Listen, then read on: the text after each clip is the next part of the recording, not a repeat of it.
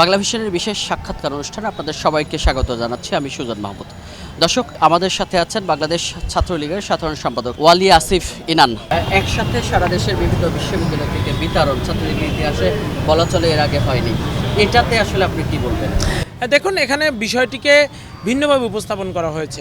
সারা দেশের সকল বিশ্ববিদ্যালয় শিক্ষা প্রতিষ্ঠানগুলো যখন বন্ধের নোটিশ হলো, হলগুলো খালি করার জন্য প্রশাসনের পক্ষ থেকে জোরালো নির্দেশনা দেওয়া হলো, তখন কিন্তু ছাত্রলীগের নেতাকর্মীরা সংগঠনের নিয়ম মেনে এবং তাদের নিজ নিজ শিক্ষা প্রতিষ্ঠানের নির্দেশনা অনুসরণ করে হলগুলো খালি করে নেমে গিয়েছিল।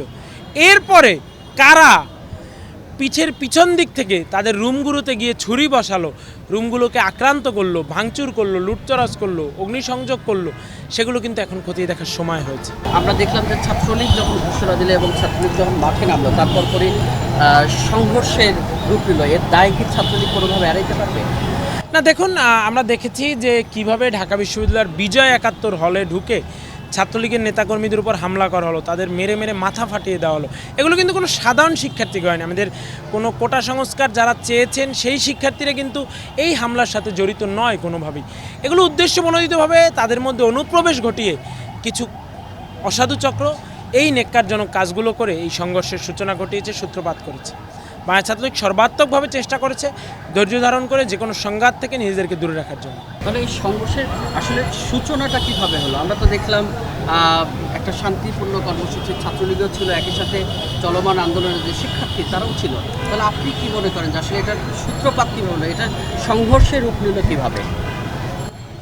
দেখুন, এটি ঘোলাপানিতে মাছ শিকারের চেষ্টায় লিপ্ত দেশবিরোধী একটি অপশক্তির চক্রান্ত ছিল। শিক্ষার্থীদের, কোমলমতি শিক্ষার্থীদেরই বলবো, এই আন্দোলনকে পুঁজি করে তারা তাদের সেন্টিমেন্টকে কাজে লাগিয়ে নানান প্রকার গুজব ছড়িয়ে তাদেরকে উস্কে দিয়ে এই আন্দোলনের মধ্য দিয়ে সরকার বিরোধী একটি তাদের যে দীর্ঘদিনের এজেন্ডা সেটিকে সফল করার লক্ষ্যেই মাঠে নেমেছিল। তারাই এই শান্তিপূর্ণ কর্মসূচিগুলোকে সংঘাতে রূপ দিতে সর্বাত্মকভাবে কাজ করেছে। ছাত্রলীগের এখনকার কার্যক্রম কি?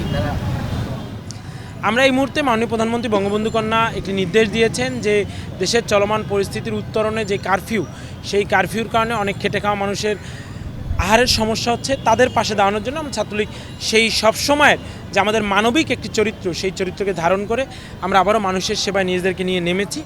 এবং আমরা আশা রাখছি শিক্ষা প্রতিষ্ঠানগুলো খুললে শিক্ষা প্রতিষ্ঠানগুলোতে শিক্ষার সুষ্ঠু পরিবেশ বজায় রাখতে এবং ফিরিয়ে আনতে ছাত্রলীগ অতীতের ন্যায় সচেষ্টভাবে কাজ করবে। এখন হলগুলো খুলে দেওয়ার দাবিতে ছাত্রলীগের কোনো দাবি? আমরা তো বিশ্ববিদ্যালয় প্রশাসনগুলোকে আহ্বান জানিয়েছি ইতিমধ্যেই যে হলগুলোতে যে ক্ষয়ক্ষতি হয়েছে সেগুলো দ্রুততর সময় সংস্কার করে হলগুলো থাকার উপযোগী করে পুনরায় যেন তারা হলগুলো খুলে দিয়ে আমাদের শিক্ষার্থীদের হলে থাকার সুযোগ দেন এবং ক্লাস পরীক্ষা চালু করেন। বলা চলে একটা অস্থিতিশীল পরিবেশ বিভিন্ন ক্যাম্পাস এবং সারা দেশে, বিশেষ করে শিক্ষার্থীরা, সেটা সব ধরনের শিক্ষার্থীরা মনে করছেন তারা কিছুটা নিরাপত্তাহীনতায় ভুগছেন।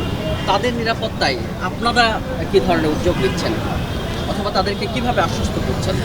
আমি শিক্ষার্থীদের উদ্দেশ্যে স্পষ্টভাবে বলতে চাই, বাংলা ছাত্রলীগের সাধারণ সম্পাদক হিসাবে, বাংলাদেশের কোনো শিক্ষা প্রতিষ্ঠানে শিক্ষার্থীদের সাথে ছাত্রলীগ নেতাকর্মীদের কোনো দ্বন্দ্ব নেই।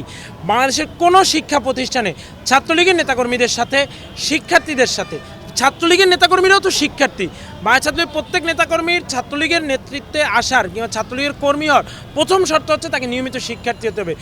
কোনো ছাত্রলীগের শিক্ষার্থী বন্ধুর সাথে অন্য কোনো শিক্ষার্থীর দ্বন্দ্ব সংঘাতের কোনো সুযোগ নেই। আমি স্পষ্টত নির্দেশনা দিচ্ছি বাংলা ছাত্রলীগের সর্বস্তরের নেতাকর্মীদেরকে শিক্ষা প্রতিষ্ঠানে শিক্ষার সুষ্ঠু পরিবেশ বজায় রাখতে, হলগুলোতে আবাসনের সঠিক পরিবেশ বজায় রাখতে।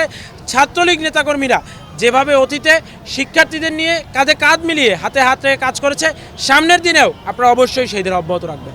যে রায়ের জন্য এত আন্দোলন, এত সংগ্রাম, সেই রায় হলো, এই রায় নিয়ে আপনাদের প্রতিক্রিয়া কী? না, দেখুন, মহামান্য আদালত তাদের বিবেচনা বশত একটি রায় দিয়েছেন, আমরা এই রায়কে স্বাগত জানাই।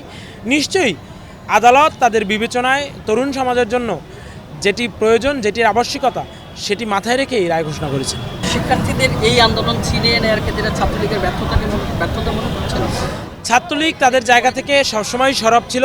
ছাত্রলীগ চেষ্টা করেছে শিক্ষার্থীদের নিয়ে একটি যুগপৎ দাবি যৌক্তিকভাবে আদায় করা। সেখান থেকে যারা এই অপচেষ্টা করেছে তাদেরকে অবশ্যই বিচারের কাঠগড়ায় দাঁড়াতে হবে।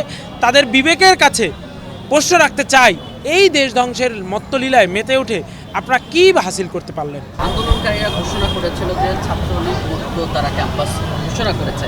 দেখুন, এই ধরনের বক্তব্য কোনো শিক্ষার্থী প্রদান করতে পারে এটির সাথে আমি কোনোভাবেই একমত নই।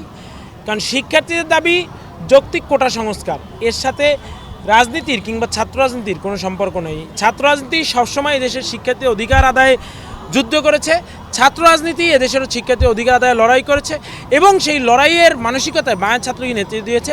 সামনের দিনও আমাদের সেই ধারা অব্যাহত থাকবে। সংঘর্ষের ঘটনা ঢাকা বিশ্ববিদ্যালয় ক্যাম্পাসে ঘটেছে, সেই সংঘর্ষে তারা বলছিলেন তখন থেকেই বলছিলেন যে এটা ছাত্রলীগ তাদের উপর হামলা করেছে, বহিরাগত সন্ত্রাসী নিয়ে এসে ঢাকা বিশ্ববিদ্যালয়ের শিক্ষার্থীদের উপর আক্রমণ চালানো হয়েছে।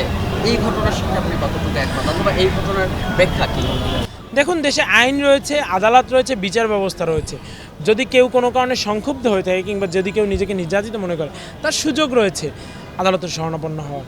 এবং আমরা বাংলা ছাত্রলীগের পক্ষ থেকে বলতে চাই, বাংলা ছাত্রলীগ কখনোই কোনো অন্যায়কে প্রশ্রয় দেয় না, কোনো সন্ত্রাসকে লালন করে না। আমরা আমাদের নেতাকর্মীদের ভুল ত্রুটি থাকলেও সেগুলো সংশোধনের চেষ্টা করি এবং কেউ অন্যায় করলে আমরা কোনোভাবেই সেটিকে প্রশ্রয় দিই না। আহত শিক্ষার্থীদের পাশে ছাত্রলীগ কীভাবে দাঁড়াচ্ছে? না, আমরা আমাদের সাধ্যমতো বিভিন্ন শিক্ষা প্রতিষ্ঠানে ইতিমধ্যেই নির্দেশনা দিয়েছি যে যেখানে যেই শিক্ষার্থী বন্ধুই আহত হয়েছে না কেন, সে ছাত্রলীগ করুক কিংবা কোটা সংস্কার আন্দোলনের মাঠে থাকুক, যে কারণেই হোক, কে আহত হয়ে থাকলে তার দ্রুত খোঁজখবর নিতে, তার চিকিৎসায় যে কোনো সহযোগিতার সুযোগ থাকলে পাশে দাঁড়াতে এবং আমাদেরকে অবগত করতে। এবং মাননীয় প্রধানমন্ত্রী কিন্তু ইতিমধ্যেই ঘোষণা দিয়েছেন, এই আন্দোলনে যে সকল শিক্ষার্থীরা আহত হয়েছেন তাদের সকলের চিকিৎসার বিষয়ে তিনি সর্বদা সচেষ্ট এবং সজাগ রয়েছেন। ধন্যবাদ।